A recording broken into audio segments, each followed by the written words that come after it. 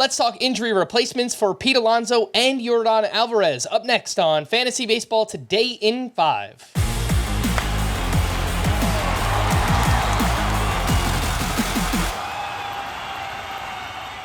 Welcome into FBT in 5 on Monday, June 12th. I am Frank Sanford, joined by Scott White. And let's start off with Pete Alonso, who was placed in the IL with a bone bruise and a sprain in his left wrist, is expected to miss the next 3 to 4 weeks.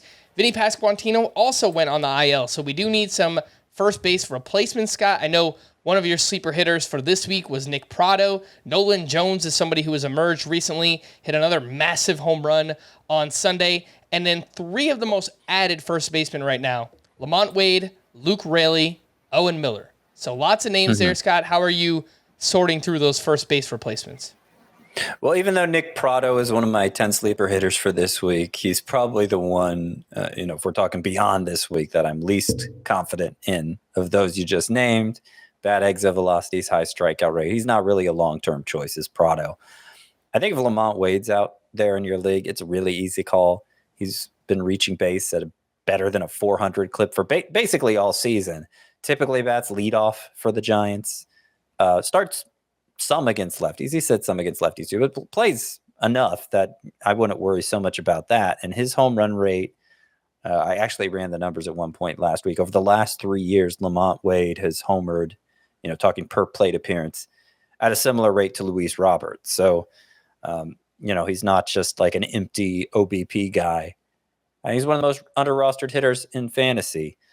So he would be my top choice. I am excited about the potential of Nolan Jones. He would be my second choice.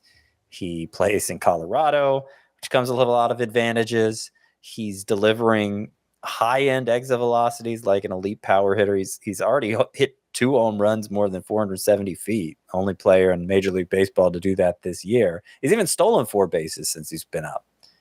The strikeouts are a major concern. It's hard to succeed. It's hard for any player to succeed striking out at the rate he has so far, but it's a small sample. And like I said, he does a lot of other things really well. So I think Nolan Jones is worth adding regardless of whether or not you need a first baseman.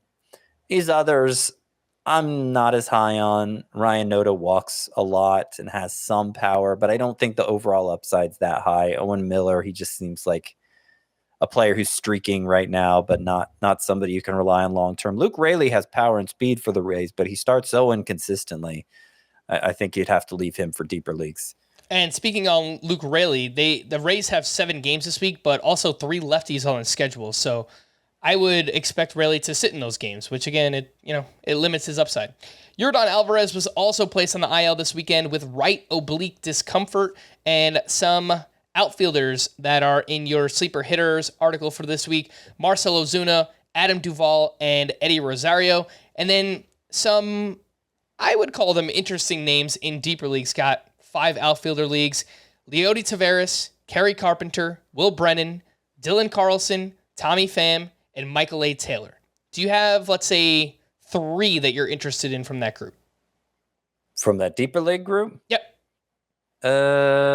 Probably Kerry Carpenter is the most interesting of those deeper options because good power numbers in the minors, and has, in his very brief major league career, he's shown that ability to translate. He's shown some ability to translate that, and it hasn't always been consistent, but we're dealing with a small sample. This weekend, since returning, he's gone 8 for 12. Only one of them was an extra base hit, but he seems to have come back in a groove here. Has Kerry Carpenter. I guess Will Brennan would be my second choice of that deep group, and Leody Taveras third. Both bring an element of speed and haven't been lacking in power so far, though I don't think they have the same upside there as Kerry Carpenter. I will point out that Marcell Ozuna from the previous group is still pretty widely available, and its roster rate has been very slow to rise, even though he's been an absolute monster since the start of May, obviously in a great lineup. So before you turn to any of those deep options, I would definitely make sure that Ozuna isn't already scooped up. All right, last name here. Want to quickly mention what Kyle Hendricks did this weekend. He took a no-hitter into the 8th inning at the Giants. He went 8 shutout, 1 hit, 1 walk, 3 strikeouts in that one. A vintage Kyle Hendricks performance here, Scotty. Are you buying it? Is he someone that we should be looking to add in fantasy? Not really. And obviously he has a long track record of success. He'd really fallen off the last couple years, and maybe the health issue had something to do with that. I'm open to that idea, but his first 3 starts back from the IL were pretty shaky. This one was amazing, I understand, so his overall numbers look good now. But even at his best, even all those years where Kyle Hendricks was a high-end performer in fantasy, he did it in such an unconventional way, throwing 88, low strikeout rate. It took me till 50 starts into his career to buy into it. So I don't know how much we're going to have to see of this before we buy back into Kyle Hendricks. But it's going to take more than one start for me. Not saying you can't add him. I had him as kind of a low priority add in a few leagues this waiver run.